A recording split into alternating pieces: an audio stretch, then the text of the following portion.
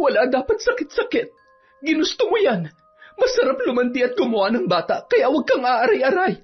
Sa bagay, mas masakit talaga kapag hindi ka man lamang masasamahan ng ama ng bata sa oras na kailangan mo siya. Ganyan talaga ang nangyayari sa mga kabit na katulad mo.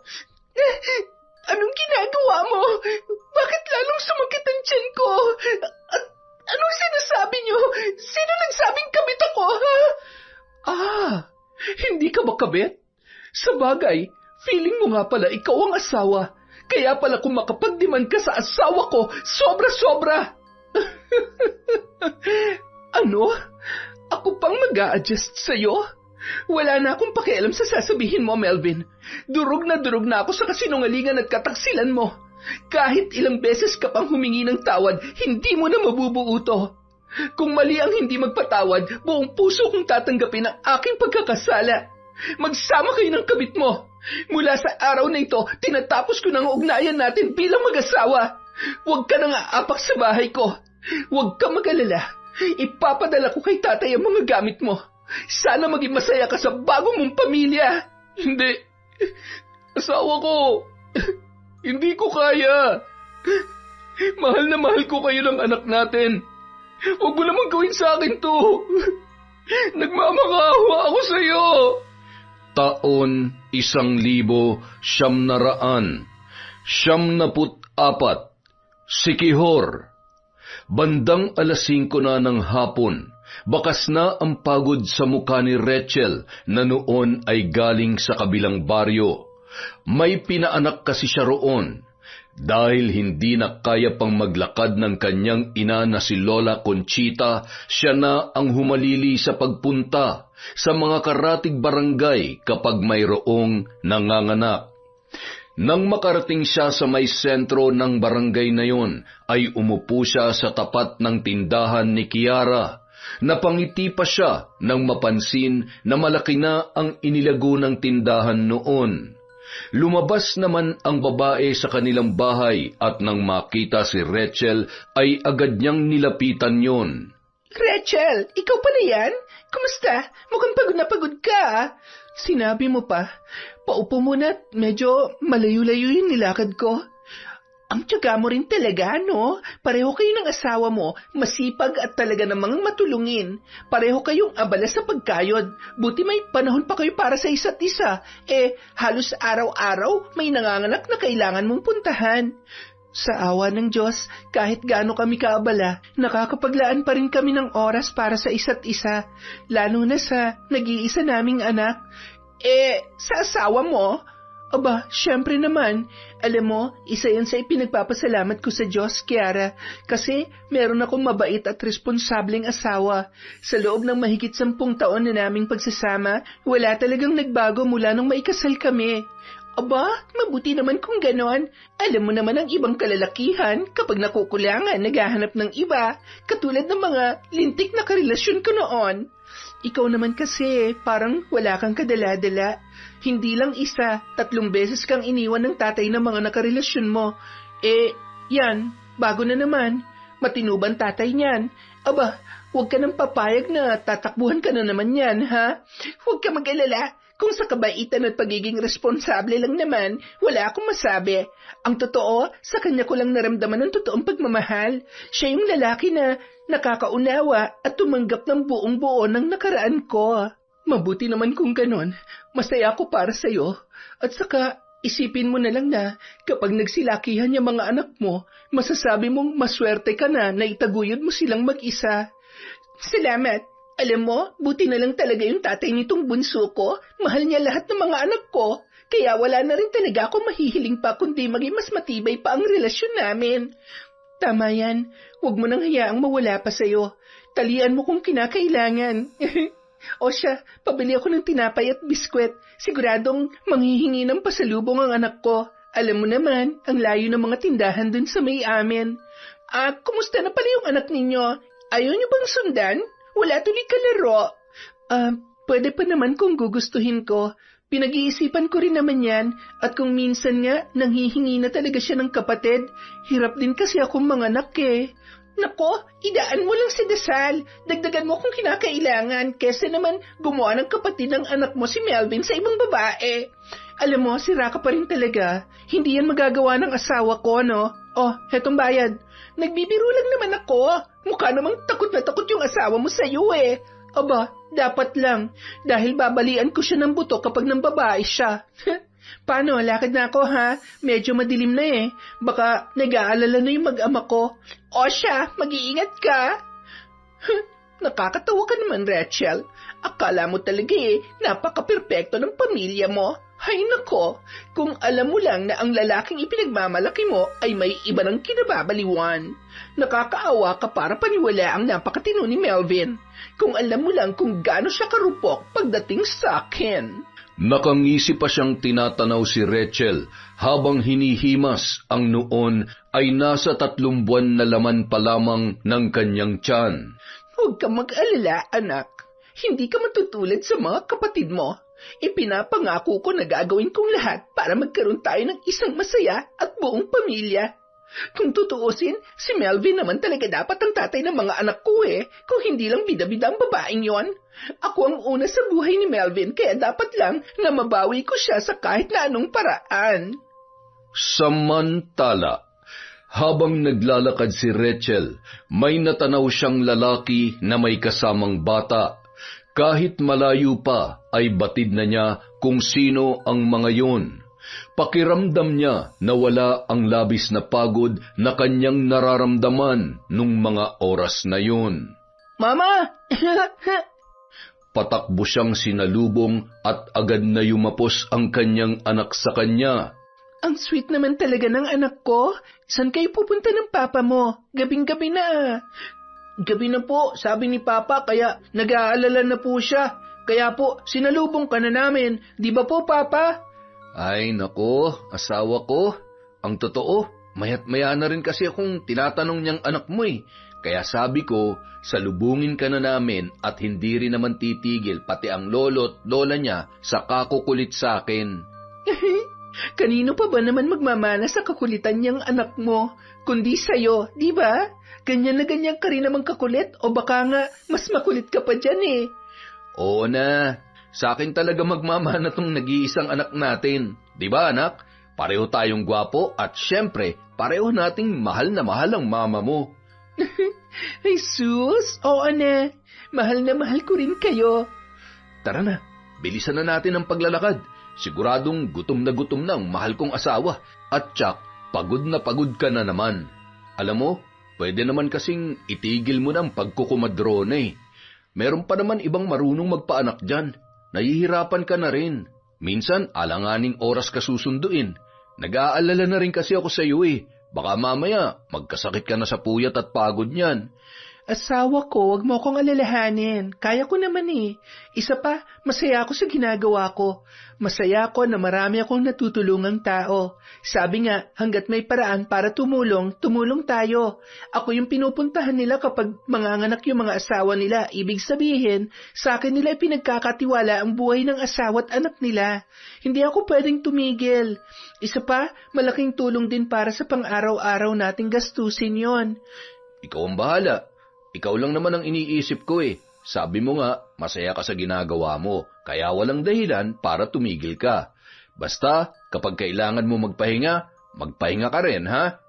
Anak, huwag tatakbo at baka madapa ka. Magagasgasan yung tuhod mo, sige ka. Opo, Papa, bilisan niyo na po. Nagugutom na po kasi ako eh. Nagluto po si Lola ng paborito kong munggo. Di ba po, Mama, paborito niyo rin po yon? Oo, anak. Paborito nating tatlo ng papa mo. Patuloy na nag-uusap ang mag-asawa at palakad-lakad takbo naman si Jeremy hanggang sa makarating sila sa kanilang bahay. Nang mga oras na yon ay nasa balkonahe naman ng bahay ang mag-asawang sina Lolo Tasio at Lola Conchita. Ayan na sila. Buti naman habang mainit pa yung niluto nating ulam. Tingnan mo sila. Ang saya-saya nilang tingnan. Ganyan na ganyan din tayo nung maliit pa si Rachel. Sana ay magkaroon pa tayo ng apo para may nakakalaro man lamang si Jeremy. Ano, Kaya minsan ay parang matanda ako magsalita dahil parating tayo ang nakakalaro at nakakausap niya. Buti sana kung may mga malapit-lapit tayong kapitbahay na bata, wala naman. Hayaan mo na't marami naman siya nakakalaro sa eskwelahan. Sige, kung sa bagay nga naman. Lola, kakain na po tayo. Kita mo, gutom na pala itong apo kong napakapogi. Siyempre, kamukha ko kaya yan. Sus, maghain ka na doon. Gutom lang yan. Baka mamaya maniwala pa yung apo natin. Rachel, kumusta anak? Okay lang po, Nay. Mano po, medyo natagal lang lumabas yung bata. Ang laki po kasi, tapos panganay pa. Ganyan talaga kapag panganay. Kahit nung nanganak ka, ganun ka rin naman ng isilang mo yung si Jeremy. Kaya napakaswerte ng mga babae na para lang nangingitlog kapag nanganganak. Ipinagpatuloy nila ang usapang yun hanggang sa makahain na si Lolo Tasyo. Dito na tayo magkwentuhan ng makakain na. Yehey! Ang sarap naman po nito. Upo na ng maayos, apo, at nang maipaghain na kita. Gusto mo rin ba nitong piniritong isda? Opo, Lolo. Salamat po. Kain ng marami, anak, ha? Ubusin mo yan. Asawa ko, halika na. Naalala ko nga pala, may ikukwento ako sa inyo. May bago na naman pala si Kiara, no? Kiara? Yan bang palaging iniiwan ng ka-live-in partner? Siya nga po. Kaklase po namin siya ni Melvin nung high school. Hindi ba asawa ko? Oo, magka-section nga tayo nun eh. Nagkausap kayo? Oo. Tumambay ako saglit doon. Nagpahinga sa paglalakad kaya nagkakwentuhan kami. Ang lago ng tindahan niya ngayon, ha? Mukhang maayos yung bago niya. Niloloko ko nga kasi buntis na naman. Sabi ko, baka nga alam mo na, huwag na sana maulit yung dati. Ang sabi niya naman, responsable yung tatay ng batang nasa sinapupunan niya. Sus, baka naman matino lamang sa umpisa. May mga babae talagang walang kadala-dala. Pero hindi naman natin siya masisi. Pang-apat na yung pinagbubuntis niya. Halos magkakasunod lamang, ano? Kaya naman talagang siguro ay naghahanap lamang siya ng makakatuwang sa pagpapalaki ng mga bata. Sadyang hindi lang siya sinuswerte. Sana naman ay tumagal nga sila nung bago niya at huwag na siyang iwanan. Kaya nga po kasi kapag nagkataon, kawawa naman siya. Akalain mo, 4 na bata ang kailangan niyang itaguyod na mag-isa? Ang hirap nung ganyan. Sugal siya ng sugal, kaya lalong nadadagdagan ng anak niya. Pambihira. Baka naman sadyang makating babae lamang yang si Kiara. Hindi naman ho siguro. Sadyang malas lang sa lalaki. Buti nga ho at maswerte ako sa asawa ko. Kasi hindi ko alam kung anong gagawin ko kung irresponsable at babaerong na pangsawa ko. Baka po, naipabarang ko na siya sa inyo. Asawa ko naman. Yan ang hindi ko magagawa sa'yo. Sobrang mahal ko kayo ng anak natin. Wala na akong mahihiling pa sa kabaitan at pagmamahal mo sa akin. Kaya naman, hindi ako magloloko. Hindi kita sasaktan at lolokohin.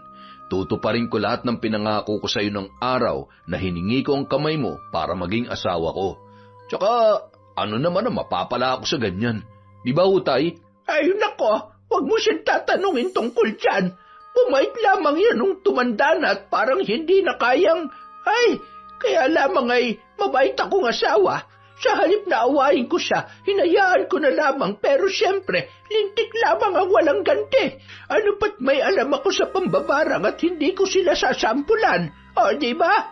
Walang kaalam-alam ang mga babae niya na pwede silang mamatay dahil lamang pinatulan nila ang gwapo kong asawa pero saksakan naman ang liit ng... Hoy! Tama na, Conchita! Sumusobra na yung kwento mo. Kita mo't nakikinig itong apo ko, Lolo, maliit po yung alin. Ano po yung sinasabi ni Lola? Ano nga bang sinasabi ko Hindi na naman ako tatantanan yan. Anak, kumain na lang muna tayo, ha?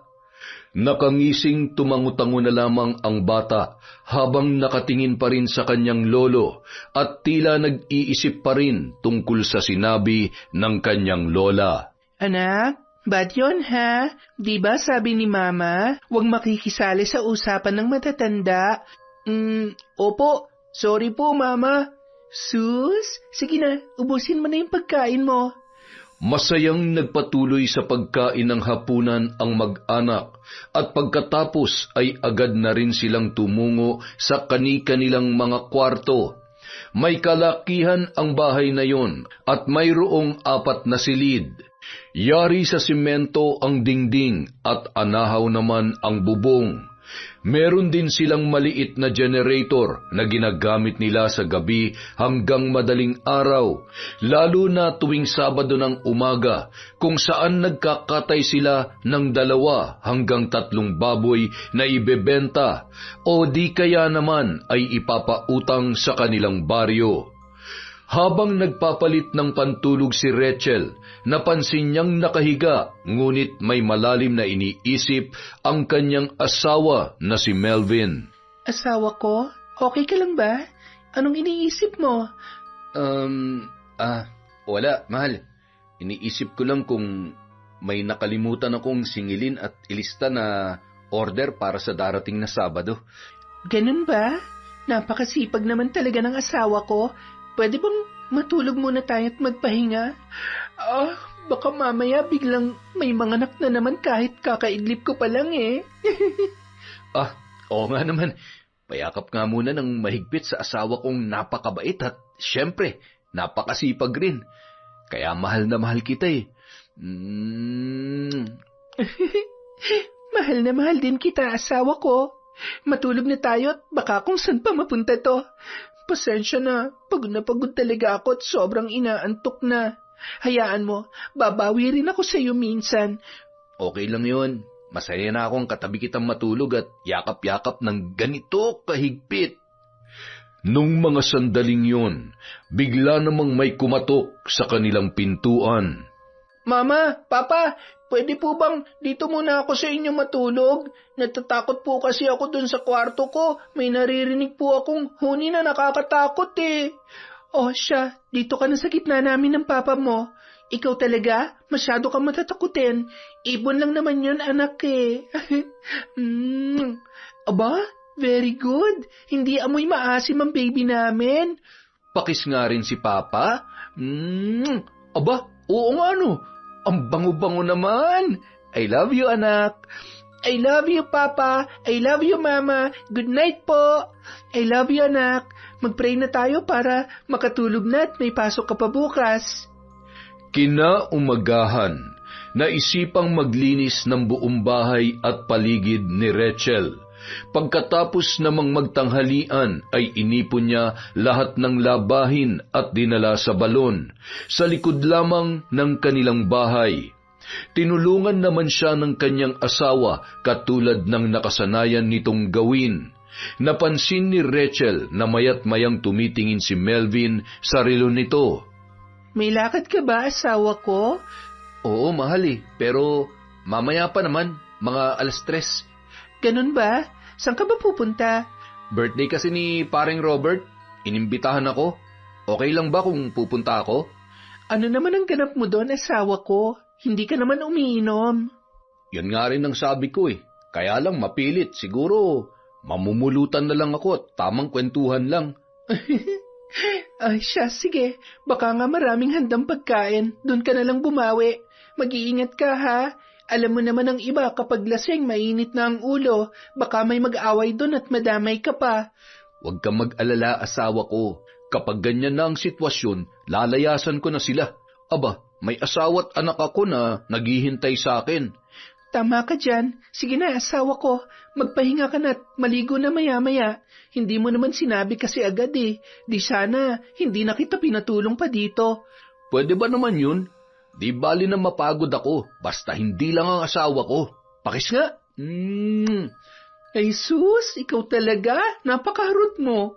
Nakakahiya, baka mamaya makita tayo ni nanay at tatay. Gumaya pa ang mga yon.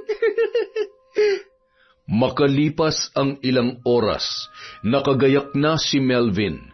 Si Rachel pa ang naghanda ng damit na isusuot ng kanyang asawa. Huwag masyadong magpapagabi at hahanapin ka ng anak mo pag uwi nun. Marahan pang hinagkan ni Melvin si Rachel bago yung tuluyang lumabas ng kanilang bahay.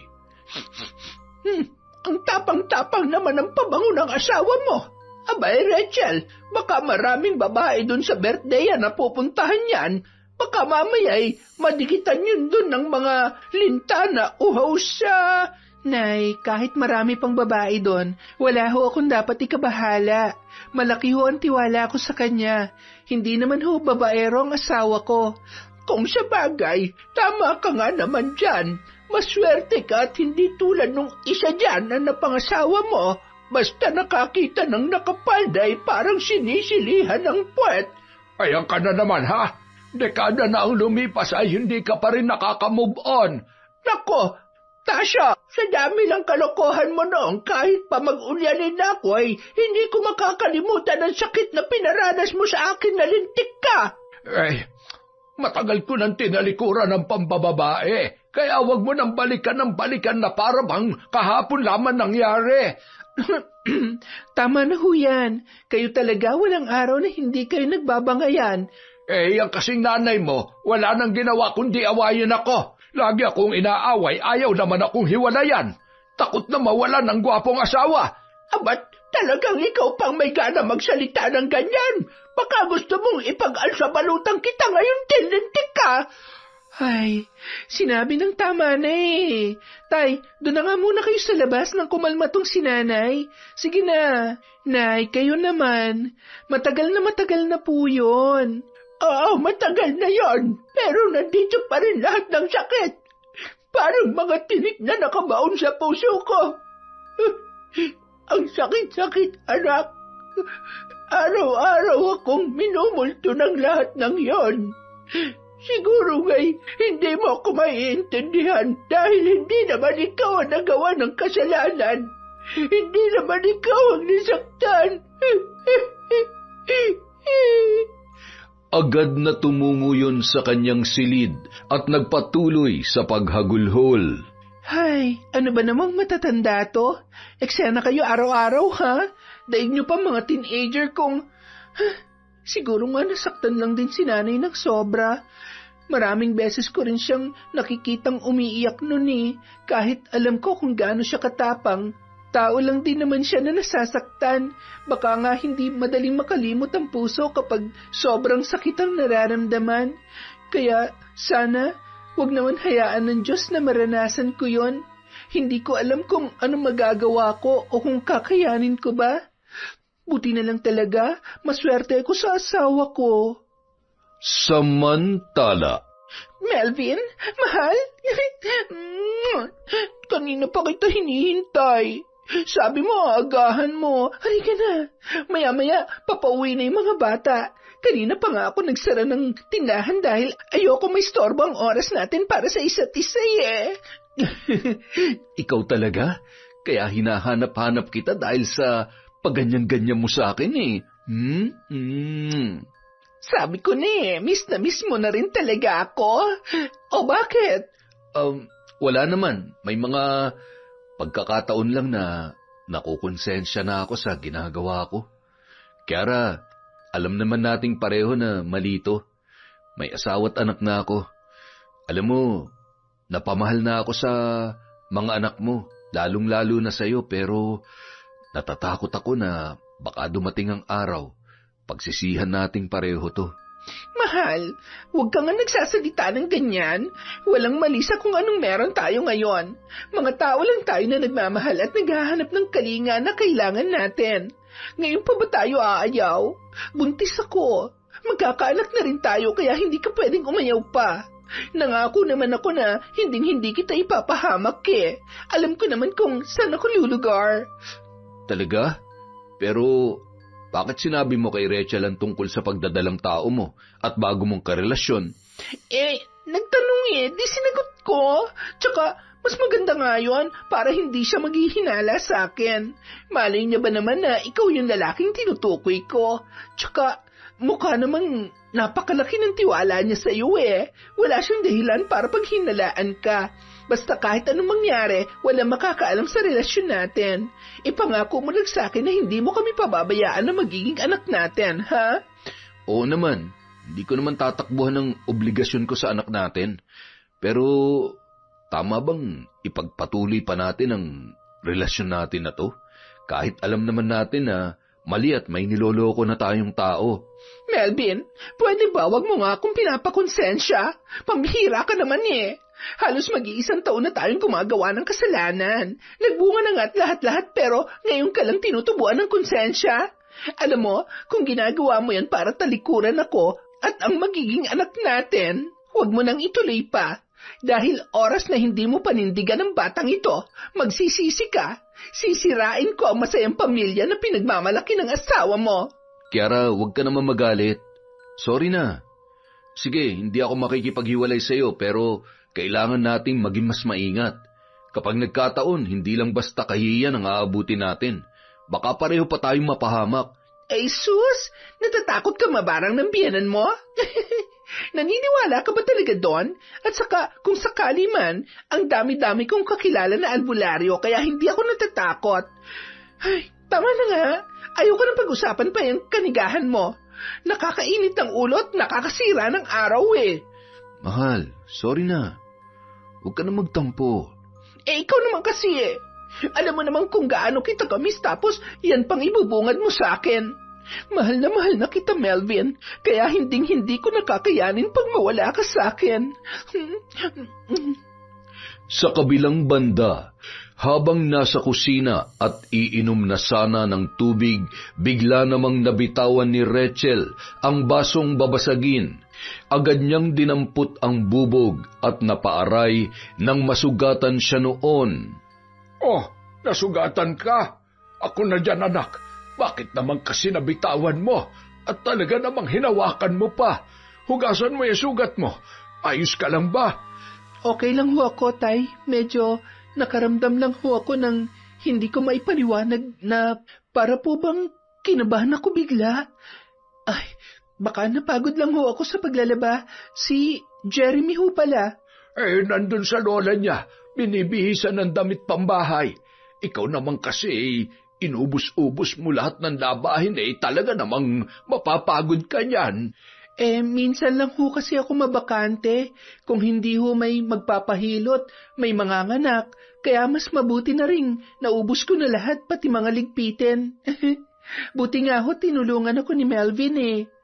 Habang nag-uusap ang dalawa, tumungo naman sa may kusina si Lola Conchita, kasama ang apo nito. Mama, asan po si Papa? Anak, baka mamayang 10:00 pa yon. Pumunta sa birthday party ang Papa mo. Oy, di ako sinama ni Papa. Gusto ko rin po doon, Mama. Nako anak, hindi ka pwede doon. Bawal ang bata sa birthday na yon. Maraming nagiinuman, maraming lasing. Takot ka sa lasing, hindi ba? Okay po, Mama. Ano yan, Mama? May sugat po kayo? Maliit lang to, anak. Nahiwa lang ng konti ng bubog na basag. Huwag ka munang lalapit dun sa may kay Lolo, ha? Baka mabubog ka pa. Diyan ka lamang muna, apo, at wawalisin ko lang ito. Baka naman ikaw ang mabubog dyan. Sandaling at kukunin ko yung tsinelas mong panloob. Nagkatinginan naman sina Rachel at Lolo Tasio. Kita mo yung nanay mo. Kunwari pang inaaway ako pero mahal na mahal naman ako niyan. Kaya nga ho, pagpasensyahan nyo na. Masanay na kayo. Tsaka, may point naman si nanay. Ang importante, kahit gaano siya nasaktan noon at gaano kalaki ang pagkakamali nyo, hindi niya kayo iniwan. Nanindigan pa rin siya para sa relasyon at pamilya natin. Oh, anong pinag-uusapan nyo dyan? Ako ba? Opo, Lola. Sabi po ni Lolo, love na love niya daw po kayo. Tapos, ang ganda-ganda niyo pa daw po. Talaga, Apo? Sinabi yun ng Lolo mo? Opo, tsaka tama po si Lolo. Maganda kayo kasi kamukha kayo ni Mama. Lola, nagugutom na po ako. Ay, Jesus Mariosep, may kapalit palang papuring yon. Siya, anong gusto mong merienda, ha, Apo? Nakangiti namang pinagmamasdan ni Rachel ang kanyang anak, pati na rin ang kanyang mga magulang. Araw-araw ipinagpapasalamat niya na malakas pa at nakakasama pa nila ang mga yun, lalo na't labis ang pag-aalaga ng mga yun sa kanilang nag-iisang anak na si Jeremy. Samantala, Maaga pa naman para umuwi Nagpaalam ka naman na maayos kay Rachel, di ba? Mamaya ka na umalis. Ilang araw na naman bago tayo magkita ulit. Basta sa linggo, ha? Pupuntahan kita, ha? Dating oras. oo na, babawi na lang ako. Kailangan ko na kasi talagang umuwi eh. Baka kasi nag-aalala na yun at hinahanap na ako ni Jeremy. O siya, sige na. Salamat sa oras at salamat din dahil naipaparamdam mo sa mga anak ko na may tatay na nagmamahal sa kanila. Kaya, napakaswerte na magiging anak natin. I love you, Melvin. Sige na, magpahinga ka na't matulog. Tsetsempo lang ako, mahirap na. Baka may makakita sa akin paglabas ko ng pintuan. Wala na yan. Hindi naman usong tambay dito lalo na't nakasara ang tindahan ko. Mag-iingat ka. Nakatanaw pa ang babae sa noon ay palabas na ng tarangkahan na si Melvin. Ni minsan hindi ko pa siya narinig na nag-I love you to sa akin. Mahal niya ba talaga ako? O napipilitan lang siya para sa batang nasa sinapupunan ko? Ay, pero ramdam ko naman ang pagkasabik niya kapag magkasama kami. Ay, nakakapraning. Bahala na. Basta gagawin kong lahat para mapasakin siya nang walang kaalam-alam ang pamilya niyang iiwan niya. Konting panahon pa, makukuha rin kita ng tuluyan, Melvin. Bandang 11:00 na ng gabi nang makauwi ang lalaki sa kanilang bahay. Nadatnan niyang tulog na ang kanyang mag-ina. Nakayakap ang kanyang asawa sa anak nilang si Jeremy. Kinumutan niya na lamang ang mga yon at marahang hinagkan. Ay, patawarin niyo ako. Pero huli na para maitama pa ang pagkakamali ko. Ginagawa ko lang to dahil hindi ko kakayanin mawala kayo sa buhay ko. Ayaw kong masaktan ko kayo sa oras na malaman ninyo ang totoo. Alam kong hindi mo ako mapapatawad, asawa ko. Matagal niya pang pinagmasdan ang kanyang mag-ina bago pa siya tuluyang humiga.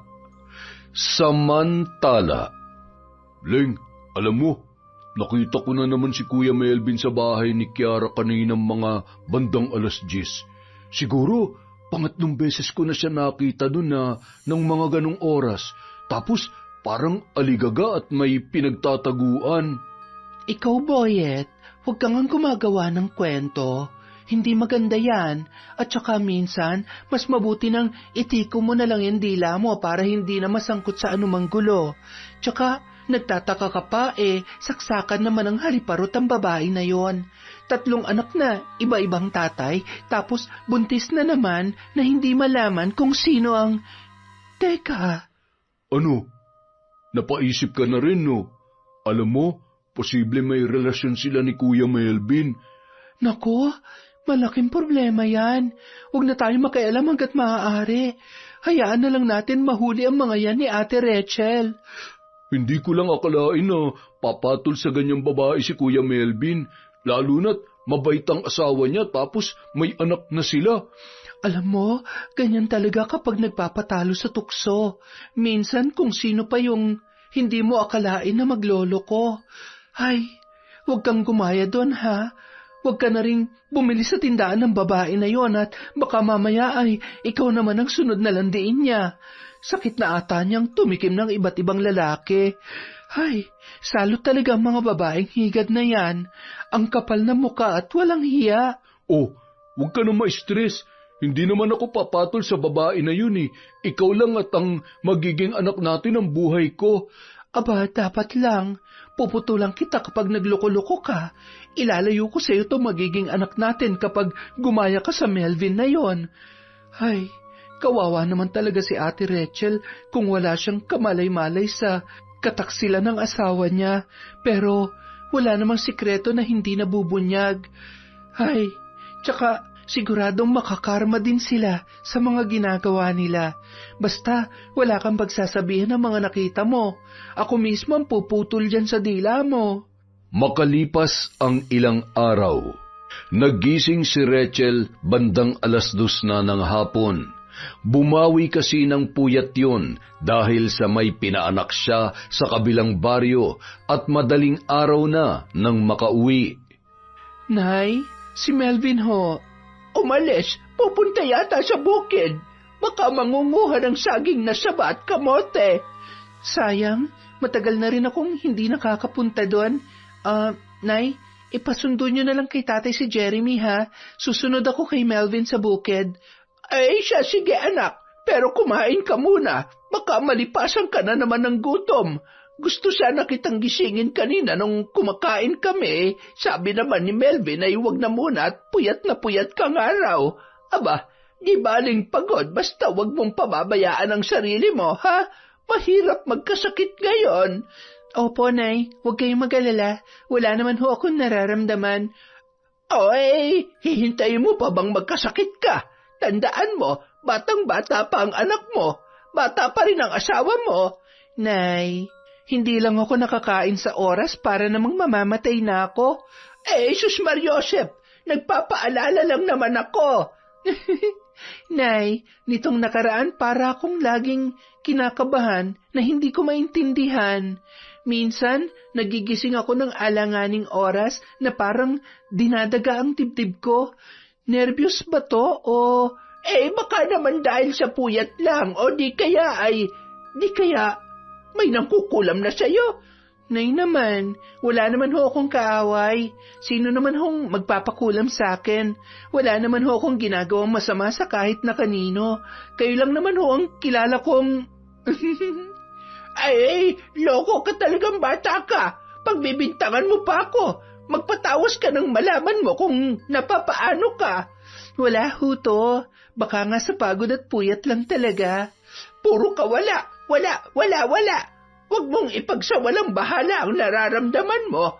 Makiramdam ka sa katawan mo kung ano ba talaga yan. O baka naman kulang lang yan sa lambing. Sige na, sumunod ka na kay Melvin sa bukid at nang madagdagan na ang apo ko. Nay, ano ba naman kayo? Hindi na nga kayo magkanda o gaga kay Jeremy kapag pareho kaming abala ni Melvin. Magdadagdag pa ba kami ng alagain nyo? Okay na yung isa, basta matutugunan namin ang pangangailangan niya. Ay siya, may punto ka naman. Pero kung pagkakalooban pa kayo ng kahit isa pa wala namang problema. Nahihirapan lang akong maglakad ng malayo pero kayang-kaya ko pang magbantay ng apo. Kahit nga 2 pa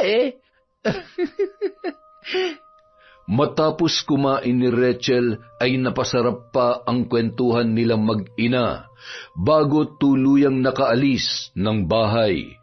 Patigil-tigil pa siyang naglalakad patungo sa bukid kung saan maraming pananim ang kanyang asawa na si Melvin. Madalas sumasama talaga siya roon dahil gustong-gusto niyang mamitas o di kaya naman ay mag-ani ng kung ano-ano. Maliban sa pananim ay mayroon din sila na kubo na pahingahan. Samantala, Salamat, mahala. Buti na lang talaga. Nagkaroon tayo ng time para makapag-bonding dito. Ang hirap din kasi sa bahay Alam mo na, baka may makakita sa atin. Ay, buti na lang, hindi ka sinamahan ng asawa mo. Kung hindi, masasayang ang pagpunta ko dito. tulog pa nung umalis ako. Pagod at puyat kasi yun. Nagpaanak sa kabilang baryo. Ilang buwan na lang, ako naman ang papaanakin niya. Ay, ang bilis ng panahon. Halatang-halata na rin ang tiyan mo. Ang hindi pwedeng mahalata ay kung anong namamagitan sa ating dalawa. Hindi ka na ba masaya sa kung anong meron tayo ngayon? Paano naman tayo magiging masaya? May inaapakan tayong tao. Niloloko kong asawa't anak ko. Ay. Mahal mo ba ako? Ano ba namang klaseng tanong yan? Ganun ba kahirap sagutin yon? Oo, at hindi lang naman ang sagot, Melvin. Pero parang Napatigil sila nang marinig ang kahul ng aso na tila ba may paparating na tao. Kasalukuyang nasa likod sila ng kubo, kaya naman agad na sumilip si Melvin para malaman kung sino yon. Si Rachel, nandyan siya. Magtago ka. Kailangan mo magtago. Ha? Saan? Ayoko rin sa madam mo. Baka may ahas o kung anong ligaw na hayop dyan. Basta magtago ka. Umakyat ka sa mangga at huwag kang bababa hanggat hindi pa kami nakakaalis. Nakakainis naman, oh. Oo, akit na. Puwisit ng buhay ito. Hanggang kailan ba ako ganito? Tinatago na parang... Asawa ko? Nasaan ka? Asawa ko? Ay, mahal, nandito ako. Hintayin mo ako dyan, ha? Okay ka lang? Bakit pawis na pawis ka at parang namumutla ka? Ay, masyado ka na naman sigurong nagpakapagod. Sakto lang, asawa ko. Hindi naman ako pagod at saka paano naman ako mapapagod kung ganito kaganda, misis ko? Ha? Parang ibang amoy mo, parang hindi ko may paliwanag. Nagpabango ka ba? Naku, sa pawis lang siguro, mahal. Asawa ko. Ay, ano kasi, ang dami ko ring tinanggal na damo dun sa may likod ng kubo. Siya nga pala, yung iba nating saba, ibebenta ko. Yung kamote naman, may nag-order din sa akin. Magtitira lang ako ng kaunti para may maluto at pangmerienda naman tayo sa bahay. Pwede rin naman, asawa ko. Dagdag kita rin naman yan. Siya nga pala, dinalhan kita ng pamalit na damit. Ba, mukhang alam ko na ang ibig sabihin ng mga ngiting yan, asawa ko Mabuti naman at nagkakaintindihan tayo. Sabi ko naman sa'yo, di ba? Babawi ako. Alam mo naman, naging abala ako nitong nakaraan, kaya... Halika na nga. Nung mga oras na yun, tikom ang mga kamao ni Kiara habang pinapanood ang dalawa na pumasok sa loob ng kubo. Mga lintik na to? Buisit ka, Melvin. Pinakyat mo pa ako dito tapos magpapakasarap ka lang din pala kasama ang Rachel na yan. Aray! May tinik! Samantala. Ano yun, mahal? Parang may narinig akong tumitili sa labas. Baka may tao. Asawa ko naman. Huwag mo nang pansinin yun. Sigurado si Brownie lang yun. Baka may hinuhulin daga. Ang lalaki ng daga dito sa bukid Siguro nga. Sige na, ipagpatuloy na natin ang ginagawa natin at kailangan nating umuwi bago makauwi si Jeremy. Iiyak yun kapag nalaman niyang pumunta tayo dito nang hindi man lamang natin siya sinabihan. Nung mga sandaling yun, dahan-dahan at nanginginig ang mga paa na bumaba ng puno ng mangga si Kiara at nagpagpag ng kanyang katawan na napakaraming antik. Pagkatapos ay lakad-takbo niyang nilisan ang lugar na yun. Aray ko, makukunan pa ako sa lintik na... Ay, panira ka talaga ng moment na babae ka. Isa ka pa, Melvin. Humanda ka sa akin. Mga buwisit kayo. Makalipas ang isang linggo, muling napadaan si Rachel sa may tapat ng tindahan ni Kiara. Napakunot noo pa siya nang makita ang mga saba at kamote na paninda nito. Hindi na kwento ni Melvin na si Kiara palang nag-order sa kanya ng napakaraming sabat kamote. Sabagay, hindi niya naman na kailangang ipaalam pa sa akin ang lahat. Didiretso na sana si Rachel sa paglalakad nang tinawag siya ng babae. Rachel, baka pwede namang pakihilot din itong tiyan ko. Mag-aapat na buwan na rin to. Sadyang maliit lang talaga ako magbuntis. Hindi nga halatang buntis parang tumaba lang. Sexy na buntis, ika nga. Sige, babalikan kita sa mga susunod na buwan. Pupuntahan na lang kita dito. Hindi ka naman yata aalis siya nga pala. Ang gaganda ng saging na sabat, kamote na paninda mo oo. Dala yan ng tatay nitong baby ko. Sabi ko sa'yo madiskarte at masipag talaga yun Parang yung asawa mo rin. Mabuti naman kung ganon. Sige na, hindi na ako tatambay at medyo pagod na rin ako. Babalik din ako mamayang gabi. Kukunin ko lang yung ibang gamit ko. Mukha kasing mapapaaga ang panganganak nung nagpapahilot sa akin eh. Akala ko sa susunod na linggo pa. Ay, sige. Pasensya na't naabala pa kita. Mag-iingat ka, Rachel. Teka, anong nangyari dyan sa braso mo? Ba't napakarami mo yatang pantal? Pati dyan sa leeg mo. Ay nako, pati ito pakikialaman pa dahil lang to sa'yo. Ito naman, alam mo na, minsan lang kami magkita ng partner ko dahil busy sa trabaho. Kaya ayun, pinanggigilan. Sira ka talaga. Sige na, pumasok ka na't huwag mong sanayin ang sarili mong nagpapaabot ng dilim sa labas, lalo na buntis ka. Salamat, friend. Bye! Ay, hindi pa rin talaga nagbabago tong si Kiara. Baliw pa rin. Bagamat abala sa paglalakad, hindi mawala sa isip ni Rachel ang kwento ni Kiara tungkol sa tatay ng dinadala niya. Nang makauwi sa bahay, naikwento niya yun kay Melvin habang sila ay nagmimerienda. Asawa ko, kilala mo ba yung bagong boyfriend ni Kiara? Hindi. Bakit mo naman naitanong? Kasi may mga paninda siya kaninang saging na sabat, kamote. Dala daw ng boyfriend niya para ibenta dun sa tindahan niya. Akala ko sa'yo binili kasi parang parehong-pareho ng dineliver mo noong nakaraang araw. Sabi mo may umorder sa'yo, di ba? Akala ko nga si Kiara yung umorder sa'yo eh. Ay, nako, asawa ko. Hindi ko nga nakakausap yung Kiara na yan eh. Hayaan mo sila sa buhay nila. Huwag ka masyado naglalalapit doon at alam mo na. Oo nga naman, anak. Hayaan mo siya sa buhay niya. Ni kung anong tinitinda niya o di kaya ay kung sino man ang tatay ng anak niya. Bahala siya sa buhay niya. Basta hindi naman si Melvin ang ama, yun ang mahalaga. Nay naman, bakit naman nasabi niyo yun? Anong masama sa sinabi ko? Tama naman, hindi ba? Hanggat hindi ikaw ang ama, wala tayong dapat problemahin. Hindi naman ikaw, kaya tapos ang usapan. Masyado mo naman pinapakaba si Melvin. Ay, nako, huwag ka nang gumaya sa mga pagkakamali ko, ha? Alam mo, sa totoo lang, at masaya na maraming nagkakagusto sa'yo. Marami kang babae, pero hindi naman permanenteng saya yan.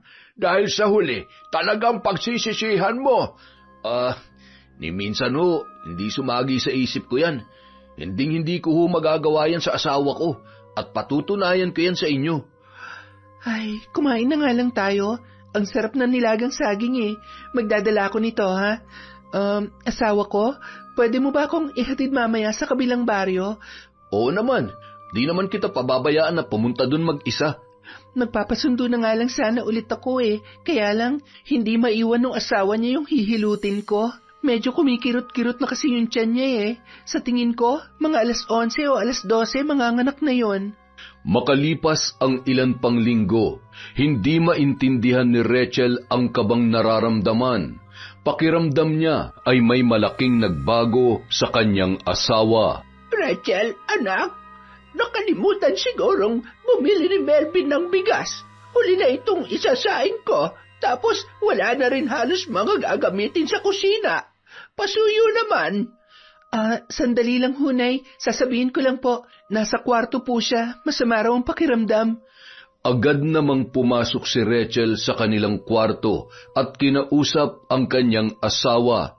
Masakit pa rin ba ang ulo mo, asawa ko? Oo, pero mawawala din to. Huwag ka mag-alala. Asawa ko? Wala na pala tayong bigas. Nakalimutan mo yatang bumili. Ha? Wala na ba? Pasensya na, nawala sa isip ko ha. Okay lang naman. Marami ka rin kasing pinagkakaabalahan nitong nakaraan. Ako na lang ang bibili para makapagpahinga ka. Sakto, may aabutan pa akong masasakyan mamaya papunta sa bayan. Pahingi na lang ako ng pambili. Asawa ko, baka pwedeng bawasan mo muna yung itinabi natin nung nakaraan. Wala kasi akong pera ngayon eh. Wala kang pera? Kahit 2,000 lang? Bakit? Kasi hindi pa nakasingil dun sa mga pautang ko.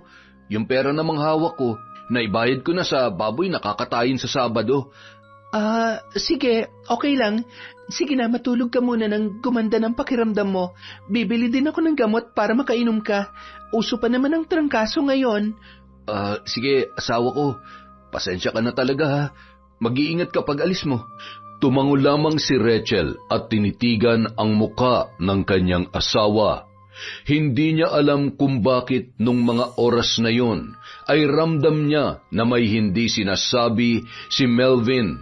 Agad siyang nagpalit ng damit at kumuha ng pera mula sa kanyang itinatago at lumabas ng kanilang silid. Oh, may lakad ka ba, anak? Pupunta ho ako ng bayan, Tay. Mag-grocery lang ho ako. Wala na rin kasi tayong bigas. Ano? Nilalagnat ba si Melvin? Opo, Nay. Lalagnatin talaga at wala siyang pera. Hindi niya raw nasingil yung mga pautang niya eh. Ayun lang. Mahirap yan. Yan mauubos ang puhunan niya. Nako, ngayon lang nangyari yan na. Anak, wala ka bang napapansin sa kinikilos ng asawa mo? Pasensya na pero hindi ko maintindihan ang mga panaginip ko nitong nakaraan tungkol sa ahas. 2 ahas na naglilingkisan at... Nay, sinasabi niyo ba na posibleng may ginagawang kalokohan ng asawa ko? Hindi ko masasabi sa ngayon, anak.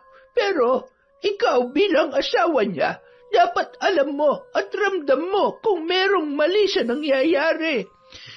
Ay nako, itigil nyo na yung pag-iisip ng kung ano-ano. Sa tagal na ng kanilang pagsasamay, ngayon pa ba yan magloloko? Ano? Paano kung totoo? Hindi ba dapat alam na alam mo dahil saksakan ka lang? Tapos ngayon ako naman ang aawayin mo. Lagi mo na lang akong dinadamay. Tumigil na ho kayo. Masyado na rin hong naguguluhan ang isip ko. Kung pwede, wag na kayong dumagdag. Nagkatinginan na lamang ang mag-asawa at lumabas na rin ng bahay si Rachel. Habang naglalakad patungo sa daungan, muli siyang dumaan sa tindahan ni Kiara. Natanaw niya pa yun, maging ang mga kakaibang ngiti nito na para bang may nais ipakahulugan. Dati kapag dumadaan ako dito, wala naman siyang pakialam. Tapos, biglang nitong mga nakaraang buwan, gustong-gusto niya na akong kinakausap. Ay, ano ba itong nararamdaman ko? Malito. Mahal na mahal ako ni Melvin. Hindi niya magagawang pumatol sa katulad ni Kiara. Mahal niya kami ni Jeremy. Lumipas pa ang 1 linggo hanggang sa manganak ang isang babae na malapit lamang sa bahay at tindahan ni Kiara.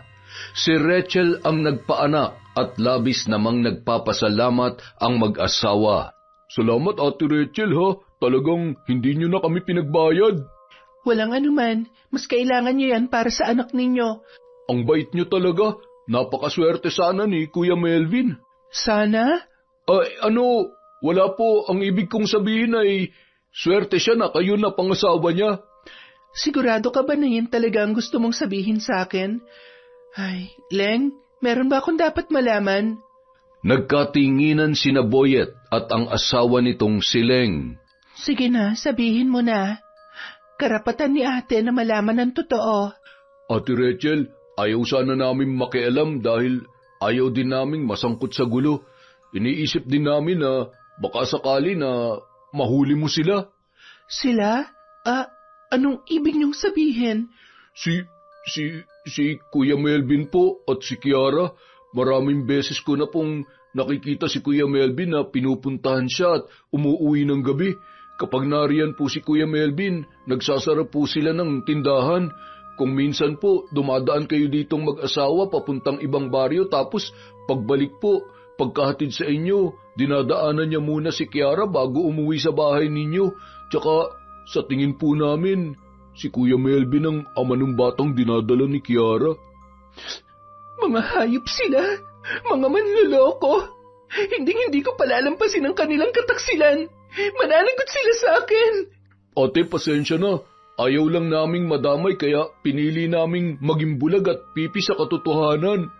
Naiintindihan ko. Salamat pa rin. Ang mas mahalaga ngayon, alam ko na ang totoo. Huwag kayong mag-alala, hindi ko hahayaang madawit ang pangalan nyo. Wala nang madadamay pa dahil tanging sila lang ang mananagot at magbabayad sa kasalanan nila sa akin. Samantala, bandang 9:00 ng gabi, sinundo si Rachel ni Melvin sa bahay ng mag-asawa. Pinilit niyang pakalmahin ang sarili noong mga oras na yun. Nang tumapat na sila sa tindahan ni Kiara ay hindi na napigilang magsalita ng babae. Ang lago na talaga ng tindahan ni Kiara, no? Napakaswerte naman niya sa tatay ng batang dinadala niya. Mukhang maayos kung magsustento. Akalain mo, hindi lang yung anak niya at nanay ng bata ang sinusustentuhan, pati mga anak sa iba't ibang lalaki. Nakakatuwa, ano? May mga lalaki pala talagang aang-anga kung magmahal. Sana binata pa dahil kung may asawa na, baka napapabayaan niya na yung sarili niyang pamilya. Bakit ba masyado kang interesado sa buhay ni Kiara? Buhay niya yan, wag na natin pakialaman at pag-usapan. Ikaw naman, hindi naman talaga ako interesado sa buhay ng haliparot na tulad niya. Yung buhay ng tatay ng anak niya. Oo, sana lahat ganun magmahal, literal na ibibigay at isasakripisyo ang lahat. Ay, umuwi na tayo. Pagod ka lang at baka gutom ka na kaya kung ano-ano na yung sinasabi mo. Ikaw, hindi ka ba gutom? Pwede naman tayong bumili ng merienda kay Kiara. Schoolmate naman natin siya, baka malibre pa tayo. Ano, gusto mo ba? Nakaluto na si nanay at tatay, kaya sa bahay na lang. Ano ba nangyayari sa'yo? Parang ang init ng ulo mo. Mainit ang ulo ko? Hindi ah. Tara na nga. Napakagaling mong magpanggap na para kang inosenteng lintik ka. Ang kapal ng mukha mo para lukohin ako. Tingnan lang natin kung hanggang saan naaabot ang kalokohan niyo ni Kiara. Pagbibigyan ko kayo sa larong gusto niyo. Tagu-taguan, ang mahuli, patay. Nang makarating sila sa bahay, agad silang kumain ng hapunan. Kapansin-pansin ang pagiging tahimik ni Rachel habang kumakain. Anak, ayos ka lang ba? Opo, Nay. Okay lang po ako. Pagod at inaantok na ako kaya nagmamadali akong kumain. Mukha ho ba ako may problema? Ang saya-saya ko po kaya. Anak, ubusin mo yung pagkain mo, ha? I love you. Paano? Matutulog na ho ako. Maaga ho ang lakad ko bukas. Agad na tumayo ang babae at nagsipilyo. Sabay hilamos na rin sa kanilang lababo bago yung tuluyang pumasok sa kanilang silid. Humarap siya sa salamin at kinausap ang kanyang sarili. Anong naging pagkukulang mo? Anong kasalanan mo para gawin niya sa'yo to? Anong plano niya? Iiwan niya ba kami ni Jeremy? Habang buhay niyang itatago sa akin ang katotohanan, paniniwalain niya ako na mahal niya ako habang patuloy siyang lihim na nakikipagkita sa kabit niya. Hanggang kailan niya itatago sa akin ang katotohanan? Ang galing mong magpanggap lalo ng babaeng yon. Isasampal ko sa inyong katotohanan pagdating ng tamang pagkakataon. Mga hayop kayo!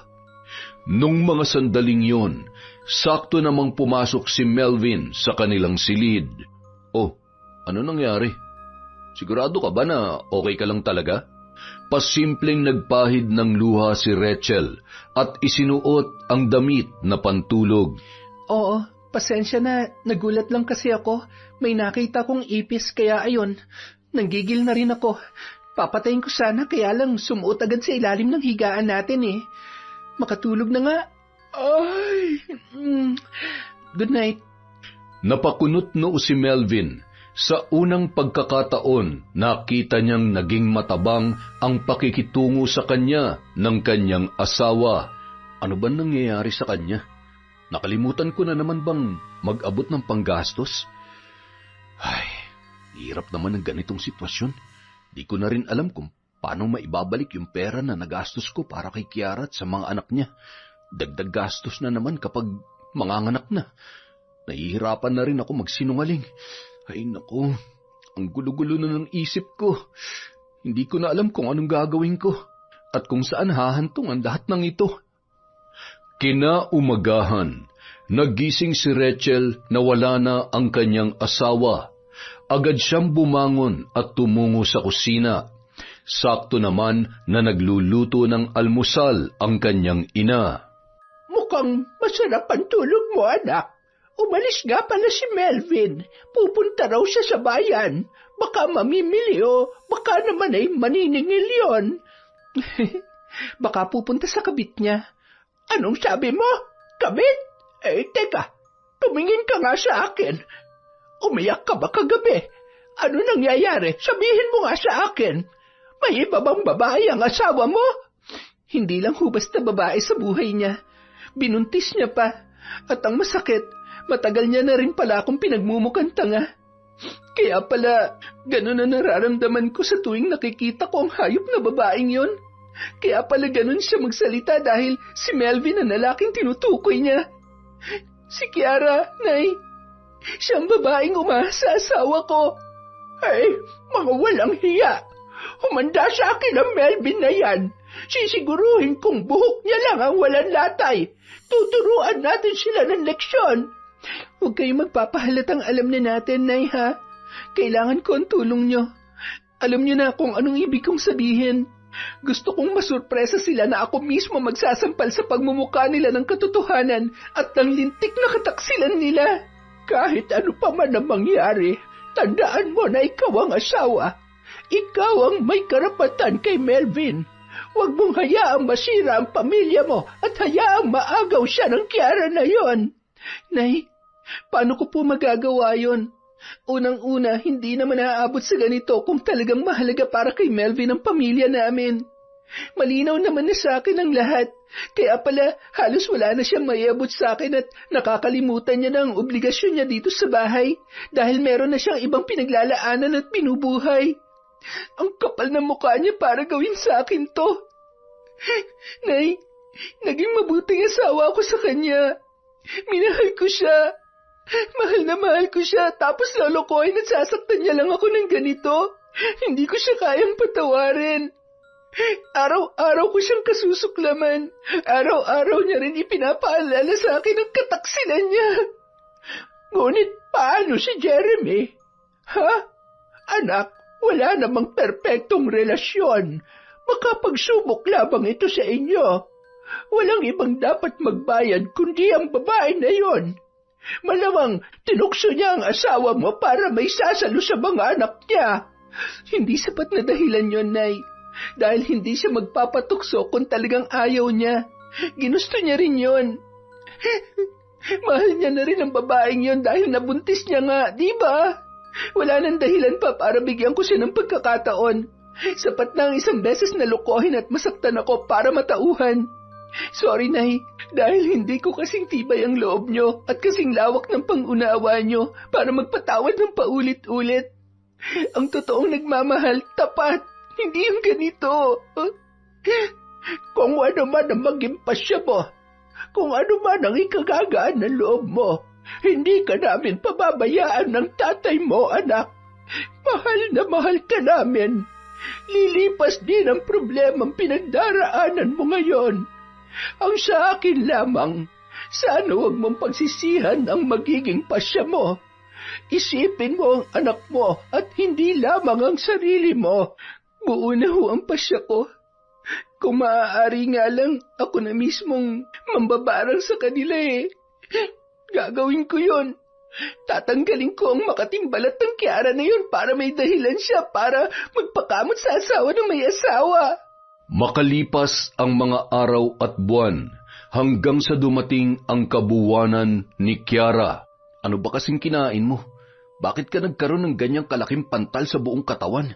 O baka naman kasi kung saan-saan ka na naman nagpupunta kaya napaglaruan ka ng engkanto. Hindi nga ako umalis. Nandito lang ako sa bahay, sa tindahan. Pwede mo bang kamutin ang likod ko? Makati na masakit kasi ano ba yan? Hindi ko maipaliwanag.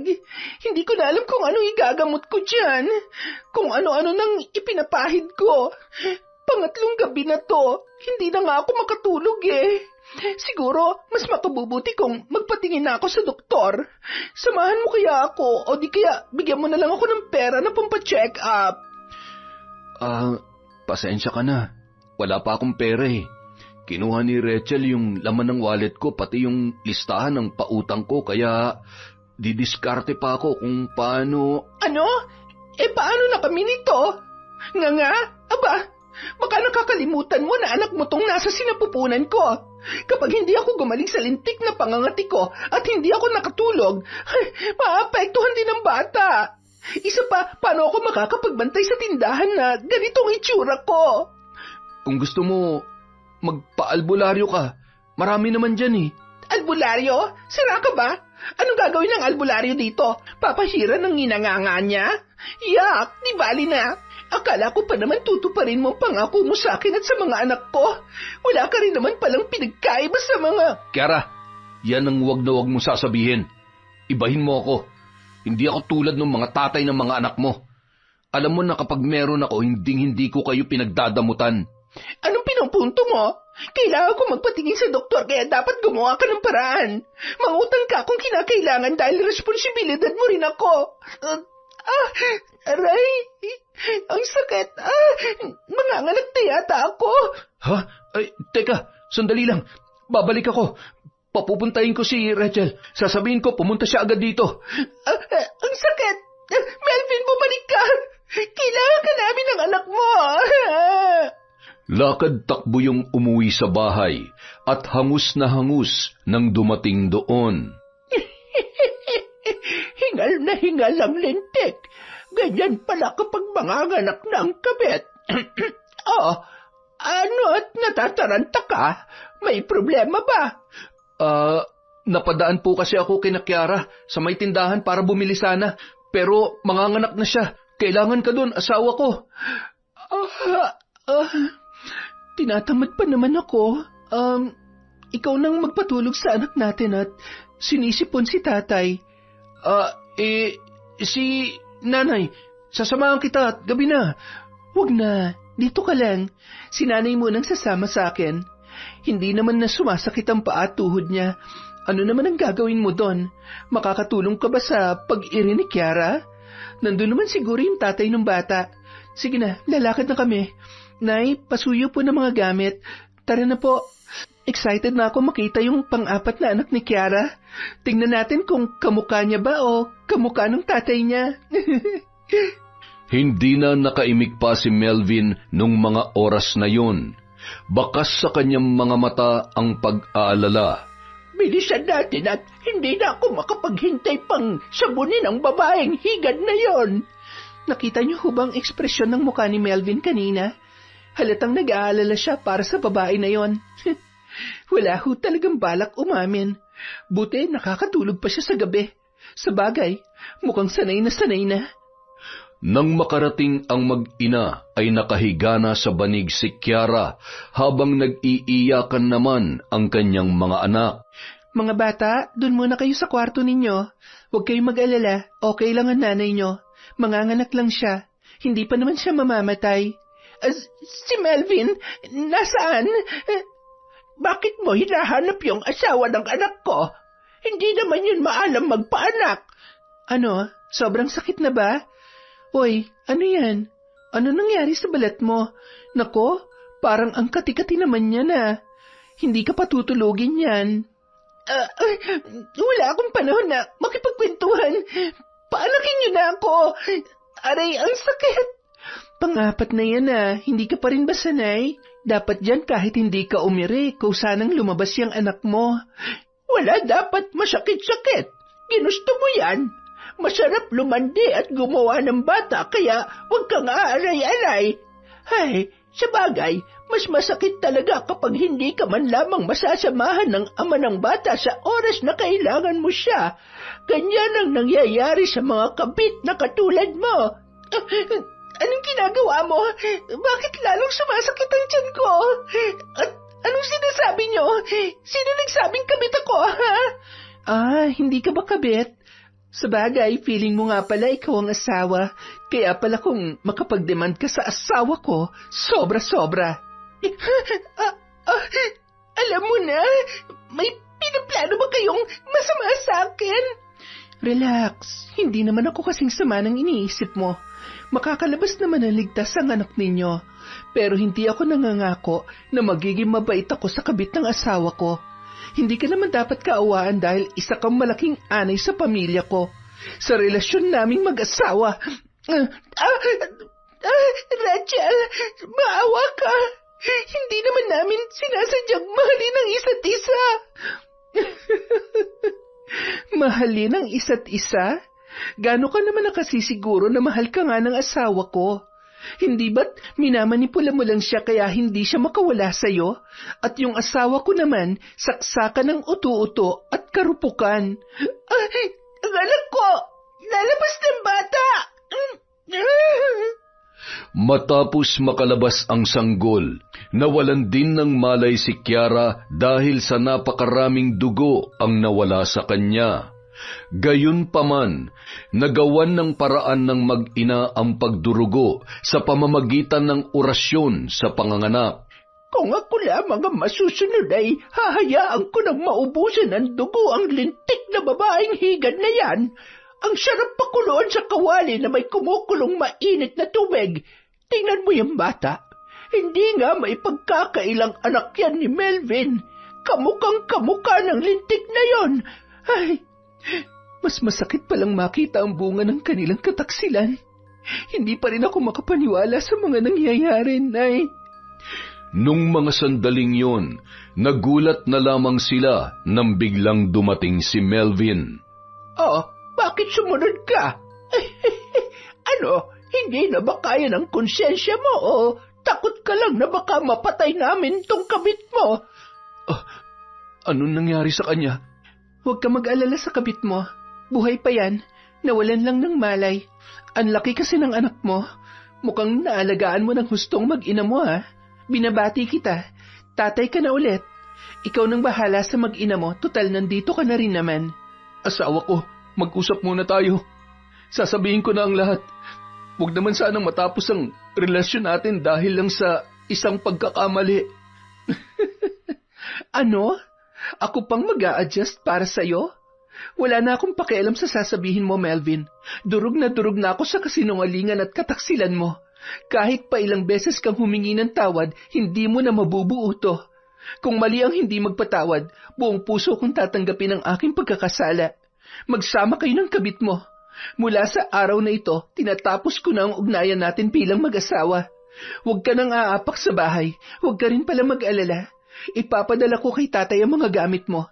Sana maging masaya ka sa bago mong pamilya. Hindi, asawa ko. Hindi ko kaya. Mahal na mahal ko kayo ng anak natin. Huwag mo naman gawin sa akin to. Nagmamakaawa ako. Tama na. Walang kapatawaran ang ginawa mo. Huwag ka mag-alala. Darating ang araw na makakalimutan din kita. Darating ang araw na makakasalubong kita na ni katiting na sakit ay wala na akong mararamdaman dahil sa sandaling yon, hindi na rin kita mahal. Aayusin ko ang lahat. Pangako. Huwag ka lang makipag-iwalay sa akin. Ayan, sapat na ba yan para mahimasmasan ka? Ito ang tandaan mo. Saluhin mo ang bunga ng iyong pagkakamali. Habang naglalakad pa uwi ang mag-ina, bigla yung nagkatinginan at tumawa. Para akong nabunutan ng tinik, Nay. Ang tagal kong hinintay na masabi ang lahat ng yon. Tama yan, anak. Huwag mong pahirapan ang sarili mo dahil kung merong bang dapat maghirap ay sila yon. Ang importante ngayon ay ang kapayapaan ng isip mo at mapagbayad natin silang dalawa. Ang inaalala ko lamang ay yung apo ko. Paano niya kaya ito matatanggap? Makalipas ang 1 linggo. Papa! Gusto ko si Papa! Nasaan si Papa? Anak, wala nang Papa mo. Patawarin mo si Mama kung hindi ko agad sinabi sa'yo. Hindi ko alam kung paano ko ipapaintindi sa'yo ang lahat. Pero darating ang panahon, mauunawaan mo rin ang mga nangyari. Sa ngayon, si Nanay lang ang meron ka, si Lolo at si Lola. Mahal na mahal ka namin, anak.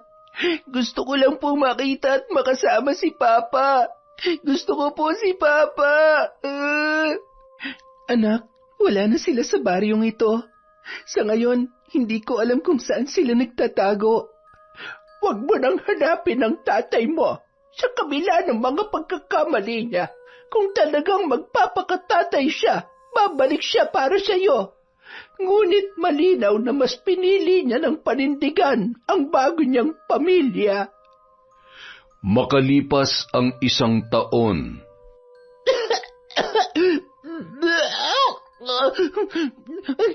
Mahal, salamat dahil sa kabila ng pagsira ko sa pamilya mo, hindi mo ko iniwan sa kabila ng hirap na pinagdaraanan natin. Salamat sa pag-aasikaso mo sa mga bata. Siya nga pala, bukas ay kukunin ng mga bata ng mga kapatid ko. Si Bunso lamang ang ibibilin ko sa'yo. Hindi pa huli ang lahat. Balikan mo ang mag-ina mo. Humingi ka ng tawad sa kanila ng paulit-ulit. Lunukin mo ang kahihiyan at pride dahil kasalanan naman talaga natin. Alam ko na sila rin ang nagpapahirap sa akin ngayon. Sabi ng albularyo, walang balak na bawiin ang sumpa ng may gawa nito sa akin. Ayaw ko namang dumating sa punto na pati ikaw magawa na rin nilang saktan o ang isa sa mga anak natin. Mga uod at mga insekto, huwag kang susuko. Baka meron pa namang ibang pwede makatulong sa'yo. Ikaw na lang ang meron ako. Wala na akong babalik ang pamilya, Kiara. Kiara, gumising ka! Kasabay ng pagpikit ng mga mata ng babae ay ang pagliliparan ng mga bangaw at dumapo yun sa mga sugat ni Kiara. Kitang-kita na rin ang anit ng kanyang ulo dahil sa paglalagas ng buhok. Nagkukumpulan naman sa isang parte noon ang napakaraming kuto na tila ba namumula dahil sa maraming dugo ang nasisipsip. Hanggang sa maiburol yun ay halos walang makadalaw sa dami ng insekto na umaaligid sa may kabaong. Kaya naman napagdesisyonan na lamang ng kanyang mga kaanak na ilibing na lamang kaagad ang bangkay ni Kiara. Makalipas ang 6 na taon, bumalik si Melvin sa dating baryo at tumuloy sa dating bahay ni Kiara kasama ang kanilang anak. Nabalitaan ko na bumalik na si Melvin dito sa baryo natin. Nagkita na ba kayo? O nagkasalubong man lang? Kumustahan? Ganon? Kumustahan, Nay? Ano na parang walang nangyari? Ganon? Never. Manigas siya. Matagal na yon, anak. Patawarin mo na. Isa pa, pagkatapos niyong pahirapan yung tao sa mga kamalasang sinapit niya, siguro naman ay natuto na siya. Hindi pa rin humababago nun ang nakaraan, Tay. Tama lang yun sa kanya. Anak, ikaw maaaring hindi mo na siya kailangan, pero yung anak mo, ako na ang nakukonsensya. Walang araw na hindi niya pinapangarap na makasama ulit ang kanyang ama. Isa pa yung nandito na ulit si Melvin, kaya siguradong magkikita at magkikita pa rin sila. Kapag pinagbawalan ko si Jeremy, sigurado kong susunod siya sa akin. Tsaka, alam niya naman na kung ano nangyari noon. Naiintindihan niya na kung bakit ganun ang naging pasya ko. Siya. Pero anak, malay mo hindi pa naman huli ang lahat. Malay mo'y ikaw ang dahilan kaya siya bumalik. Hindi ka na ba talaga naniniwala sa second chance? Kung magloko pa hindi siya mismo ang barangin natin. Ano? Nako, magkakasala lang ulit tayo tapos siya hindi naman magbabago. Ipinanganak naman loloko, mamamatay naman loloko. Aray ko naman, anak. Alam mo may hangganan naman ang kalandian namin. Tignan mo ako. Proud ka pa talaga ang lintik ka. Buti kung magagandang babae, saksakan naman ang titirat. Lumayo-layo ka at pinapainit mo lang ang ulo ko. Sorry na. Sinasabi ko lang naman baka sakaling... Tumahimik ka na. Hindi ako natutuwa sa'yo. Ikuha mo ako ng tubig. Bilisan mo. Naninikip ang dibdib ko. Dibdib? Wala ka naman dibdib, kaya nga naghahanap ako ng maaakyatan noon eh. Anong sabi mo? Wala. Ang sabi ko, kukuha na ako ng tubig sa kusina. Sandali lang, my loves. Mukhang magkakadalaw na naman yata yung sexy kong asawa. Mainit na naman ang ulo. Asawa ka ng pogi, tapos magagalit ka. Makalipas ang ilang araw, habang naglalakad si Rachel na nakayuko, nakasunod naman sa kanya si Jeremy. Galing sila noon sa kabilang baryo. Madalas kasing sinasamahan ng binatilyo ang kanyang ina. Napatigil sila nang biglang may tumakbong bata na noon ay nasa edad 6 na taong gulang.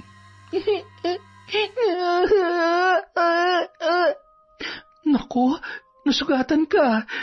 Bakit ka kasi takbo ng takbo? Ayan tuloy. Saan ang bahay nyo? Gusto mo, kargahin kita pa uwi sa inyo? Ang pogi mo naman. Sino mga magulang mo, ha? Bunso? Anak! Ay, nandyan ka pala. Rachel? Jeremy? Ikaw na ba yan? Kuya Pogi, kilala mo ang tatay ko? Anak, tara na. Nag-aaksaya lang tayo ng oras dito. Sige po, pasensya na. Kailangan na po naming umuwi. Alam ko hanggang ngayon, nasasaktan pa rin kayo sa mga nagawa kong kasalanan noon. Pero, ano pa bang kailangan kong gawin para mapatawad niyo ako? Ayun, tanungin mong sarili mo. Kasi sa pagkakatanda ko, wala kang ginawa. Oo, tinanggap mo lang na nagkamali ka, pero wala kang ginawa para sa amin ng anak mo. Kaya huwag kang aasta na para kang nanghihingi ng sukli na wala ka namang iniaabot na kahit na ano. Pinaghihirapan ng lahat. Huwag kang tuwag. Tara na, anak. Mula noon, nagkaroon na ng lakas ng loob si Melvin na muling suyuin ang kanyang asawa at anak. Gayon din ang kanyang mga biyanan. Dahil sa nakita naman ng mga yon kung gaano nito pinagsisisihan ang kanyang mga pagkakamali at pilit na bumabawi ay unti-unti namang lumambot ang loob ni Rachel kay Melvin. Isang araw. Ang kulit-kulit mo ah. Oops, saan ka pupunta? Nandyan na si Kuya. Hindi ko akalain na magiging sobrang lapit nila sa isa't isa. Ako rin naman eh. Hindi naman mahirap mahalin yung bata. Malambing at bibo. Parang si Jeremy lang nang maliit pa. Salamat ah. Salamat at binigyan mo pa rin ako ng pagkakataon na ayusin ang pamilya natin. Hindi ko nga rin alam kung bakit eh. O kung tama ba to. Ang alam ko lang, masaya yung mga bata sa desisyon natin. Bakit? Hindi mo na ba ako mahal? Kasi sa akin walang nagbago. Oo, nagloko ko at nakipagrelasyon sa iba pero alam ko sa sarili ko na mahal kita. Walang araw na hindi ko pinagsisisihan ang mga pagkakamali ko. Kaya mo pa bang ibalik yung pagmamahal mo sa akin? Alam mo, kung wala na akong natitirang pagmamahal sa'yo, wala ka sana dito ngayon. Nasaktan ako, Melvin. Hindi na mawawala yung bahagi ng puso ko na may sugat pa rin ng nakaraan. Pero mas malaki pa rin yung bahagi na... Oo, mahal pa rin kita. Nasaktan mo lang ako pero mahal pa rin kita. Salamat. Ay, Tasha, halika nga dito. Oh, bakit? Kung aawayin mo lang ako wag na lang. Hindi, ikaw naman Halika dito, huwag kang mag-alala at mabait ako ngayon. Bagong ligo at walang mood swings. Eto na. Anong gagawin ko? Kiss mo nga ako. Dalian mo at may iinggit ako sa dalawang ito. Talagang hindi na hinintay na gumapi. Hay nako, si nanay talaga. Yun! Isa na naman pong malupit na kwento mula sa Kwentong Enteng. Maraming salamat po at hindi nyo pinagsasawaan ang mga kwento natin. Dahil dyan, meron na naman tayong shout out. Hello po kay Joy Cadusale, kay Celia Tolentino, Team Christine's Bakery of Cubay, Lambonaw, Iloilo, from Sandro Gar 12.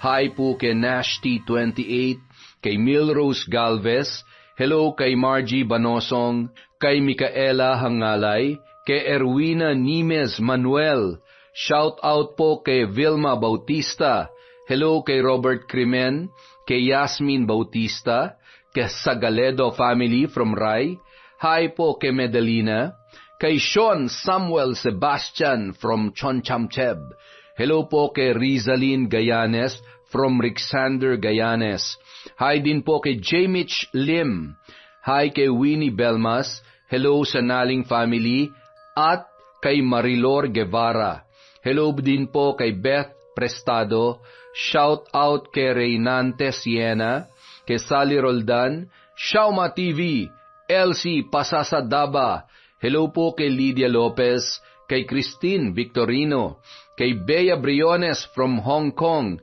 hello kay Merly Herbolingo, kay Noemi Garcia Pabunan, shout out po kay Chris Rodmay Suralta, hello kay Romela Terrado, Bob Dylan, Dingkong from Marcos Balingasa, kay Zane Axel Ranada, kay Marian Laborte, John Chris, Roxanne Gaudicos, hello din po kay Nedja Castillo, kay Kimpoy Feliciano, kay Virginia Pontillas, shout out kay Gemma de Ocampo, kay Annalyn Zorca, Rogelio Moresquita, hi din po kay Nita Canillas, kay Marjeline Pasil, kay Betty Velasco, Mel Santa Rita, Jennifer Camacho, Sam Escobar, shout out kay Jessie Grace, kay Jana May Creo, kay Danilo at Gloria Daloso, at kay Noli Lacorte from Lynn Kaunes. Hi din po kay Princess Grace Reyes at kay Myra Joquino from Mabel Reyes, kay Erica Ember, kay Marife Ife. Hello din po kay Emma Espadillon from Gemma Jane Gaugano. Hi din po kay Laima Edsel Muhammad. Hello kay Emelita from Taguig City, kay Norsen TV, Shara Marie Hipulan. Hello po kay Agnes Amamang Pang from Jackie Demilian. Hi din po kay Lani Malyari. Hi kay It's Chris F. at kay Marisa Espiritu. Maraming salamat po sa walang sawang pagsuporta sa Kwentong Enteng. Magandang araw po sa ating lahat and see you soon.